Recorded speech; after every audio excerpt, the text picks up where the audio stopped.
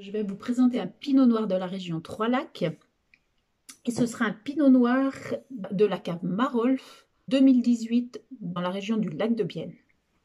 Deux mots sur la cave avant de passer à la dégustation. Donc la cave est actuellement en propriété de Freddy et Annie Marolf et ils représentent la 5e génération à se succéder à la tête de cette cave familiale.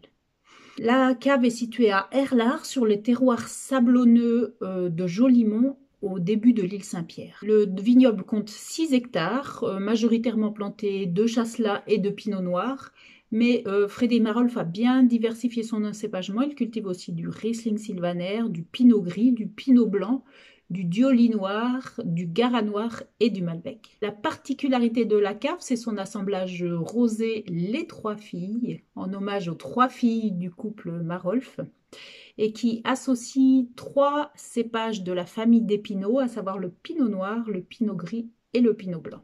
Alors nous allons déguster ce pinot noir classique 2018.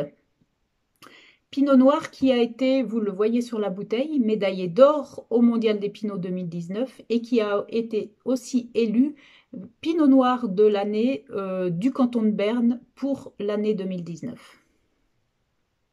On veut commenter la robe de ce Pinot noir. Donc ce Pinot noir présente une robe rubis, moyennement intense, tout à fait classique pour un Pinot noir, limpide et brillante. Robe rubis avec des reflets rouges. Donc on est sur un bouquet classique très fruité. On retrouve la cerise, mais aussi une petite touche de baie noire, le cassis notamment, qui amène une dimension de complexité, beaucoup d'élégance et de fruits dans ce bouquet. Donc au palais, on retrouve toute la dimension fruitée de ce vin.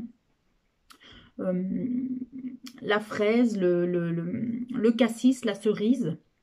Les tanins sont fins et vraiment très fondus.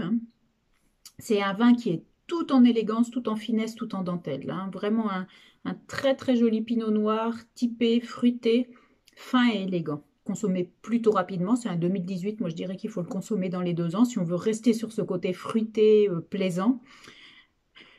Et c'est un vin qui, par sa finesse, je pense, ira assez bien sur des fromages assez jeunes, un jeune gruyère très fruité.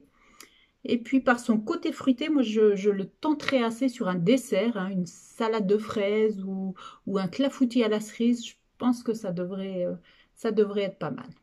Bon appétit et santé.